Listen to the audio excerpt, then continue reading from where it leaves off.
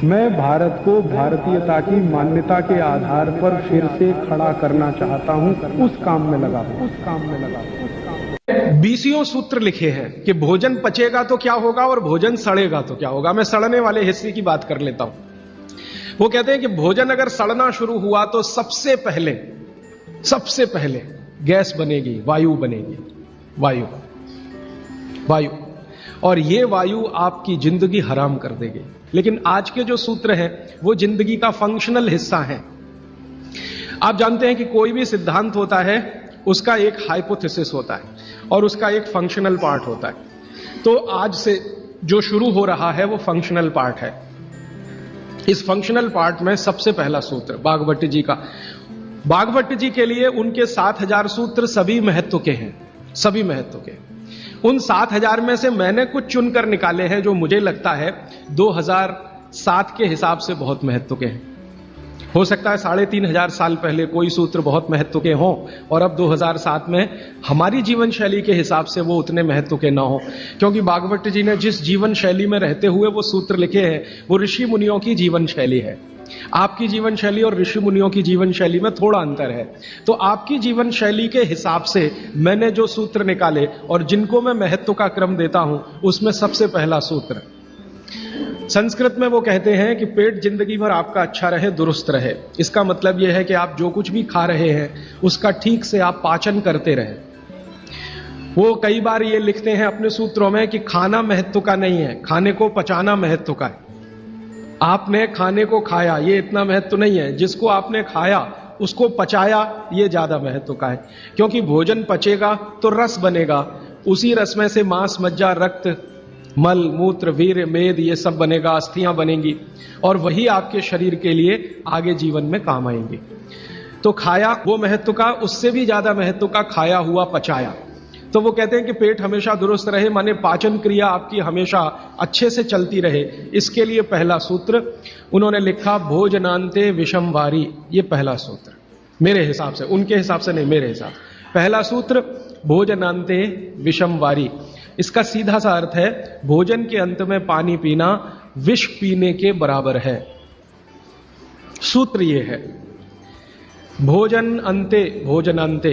आप जानते हैं संस्कृत में मिला के कहने की परंपरा है। भोजन अंते माने भोजन के अंत में, भोजनांते विषम वारी। विष समझते हैं आप, जहर, जहर जैसा क्या है? पानी। भोजन के अंत में पानी जहर के जैसा है, विष के जैसा है। यह सूत्र है। अब इसको थोड़ा व्याख्यायित करता हूं ताकि समझ में आए।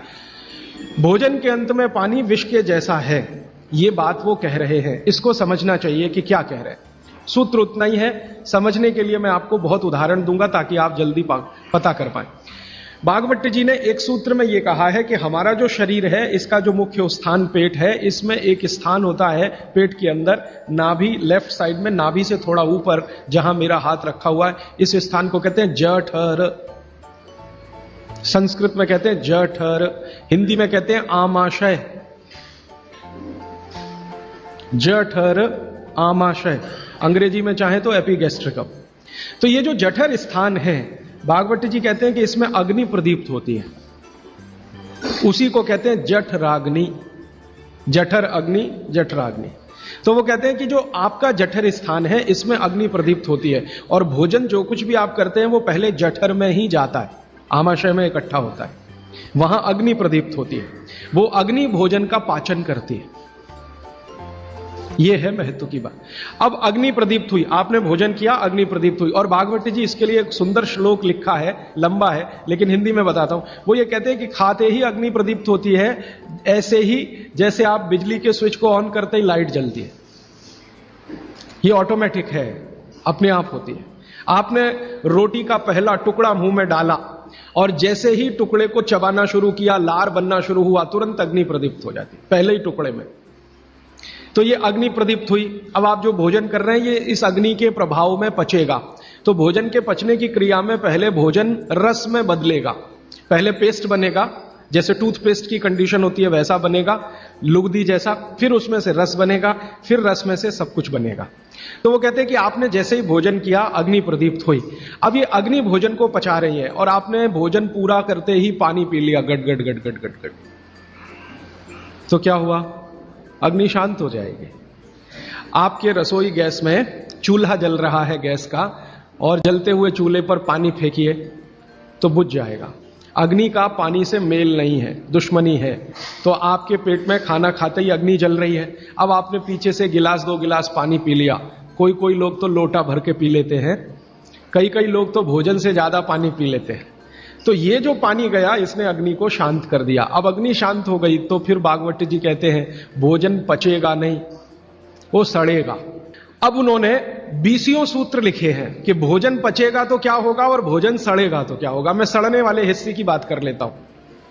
वो कहते हैं कि भोजन अगर सड़ना शुरू हुआ तो सबसे पहले गैस बनेगी, वायु बनेगी, वायु। और ये वायु आपकी जिंदगी हराम कर देगी। और ये वायु की तीव्रता जब बढ़ेगी तो गले में जलन होगी, छाती में जलन होगी, पेट में जलन होगी। फिर और ज्यादा तीव्र अगर ये हो गई वायु तो ये शरीर में जाएगी, घूमेगी, क्योंकि वायु को पकड़ना मुश्किल है, जहां स्थान मिलता है वहीं जाती है।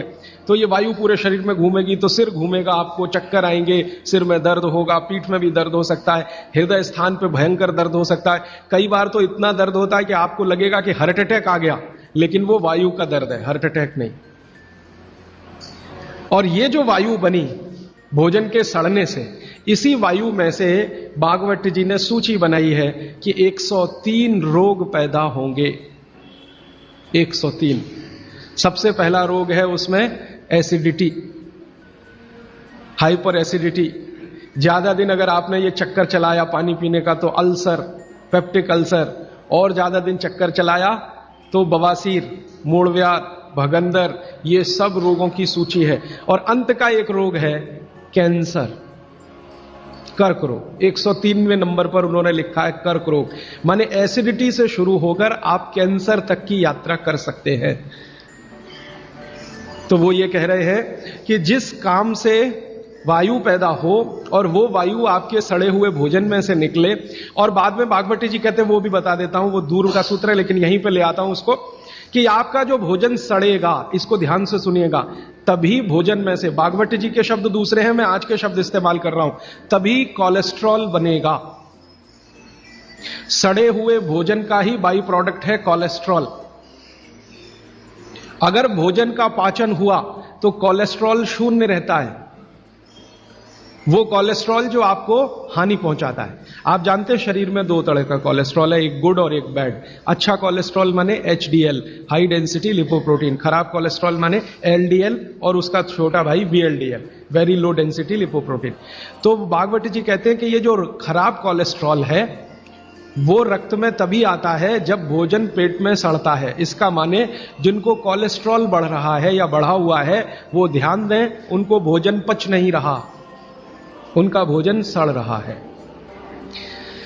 तो कोलेस्ट्रॉल बढ़ेगा तो हार्ट अटैक भी आएगा, कोलेस्ट्रॉल बढ़ेगा तो घुटने भी जड़ हो जाएंगे, सारी संधियां आपकी एकदम कड़क हो जाएंगी, आपको चलना फिरना मुश्किल हो जाएगा, 10 कदम चलना मुश्किल हो जाएगा। तो वो ये कहते हैं कि जब 103 बीमारियां एक छोटी गलती से आती हों तो वो गलती कभी करना नहीं, माने भोजन के बाद कभी पानी पीना नहीं। और 1-2 चीजें हैं इसी क्रम में कि किसके साथ क्या खाएं, किसके साथ क्या नहीं खाएं। घर में कभी भी आप कोई ऐसी चीज बनाएं जो तासीर में गर्म है, उसके साथ ठंडी चीज कोई ना हो। जैसे आजकल मैंने देखा है, हम गरम गरम खाना खा के आइसक्रीम जरूर खाते हैं, अपना सत्यानाश करते। और ये सत्यानाश कैसे होता है? कोई आपको शादी में बुलाता है इनविटेशन देके कि आइए और हमारे यहाँ गरम डिनर खा के आइसक्रीम खा के मर के जाइए, और एक नहीं खाइए, डबल खाइए। और मैंने तो पंजाब में ऐसे भी महान महान लोग देखे हैं कि आइसक्रीम में गरम रसगुल्ला डाल के खाते हैं। महामूर्ख लोग, पता नहीं कहां से आए। गरम गरम रसगुल्ला एकदम ठंडे आइसक्रीम में डाल के खाते। फिर पूछो भाई क्या कर रहे हो, तो कहते टेस्ट है जी। शरीर का देखना है कि नहीं, ये है कि टेस्ट का देखना है। तो आप कहीं भी डिनर में जाइए, मैं ये नहीं कहता डिनर में मजे, जरूर जाइए, लेकिन ध्यान रखिए कि अगर डिनर गरम गरम आपने खा लिया है तो ठंडी आइसक्रीम मत खाइए। और कई लोग पंजाब में ऐसे हैं, याद ही नहीं रखते, अभी चाय पी अभी आइसक्रीम खा ले। हाँ, उनको बिल्कुल 1 मिनट नहीं लगता, चाय पी के निकले कहीं आइसक्रीम खा के आ गए, आइसक्रीम खा के आ गए, इधर चाय पी ली या इधर कॉफी पी ली। तो चाय और कॉफी दोनों गर्म है और आइसक्रीम बहुत ठंडी है, इनका कॉम्बिनेशन नहीं है, बहुत तकलीफ होती है शरीर को। कितनी देर बाद खाओ खाने को? 1 घंटा कम से कम। गर्म चीज खाने के 1 घंटे के बाद ठंडी चीज, या ठंडी चीज खाने के 1 घंटे के बाद गर्म चीज। और वैसे मैंने कल आपको सूत्र बताया था, ठंडा कुछ खाना ही नहीं है, क्योंकि आइसक्रीम तो 10 डिग्री से कम की है, वो शरीर को तकलीफ ही देने वाली है। तो आप बोलेंगे फिर आइसक्रीम को कैसे खाएं? गर्म करके खाइए। अगर आइसक्रीम खानी है तो उसको गर्म करें। मैं एक अमृतसर गया था एक बार, तो अमृतसर में एक बहुत अच्छी चीज, शायद यहाँ भी होगी, कुल्फी। ये जो कुल्फी है इसको थोड़ा गर्म करके खा लीजिए, आइसक्रीम से बेटर है, 1000 टाइम्स बेटर है। क्यों?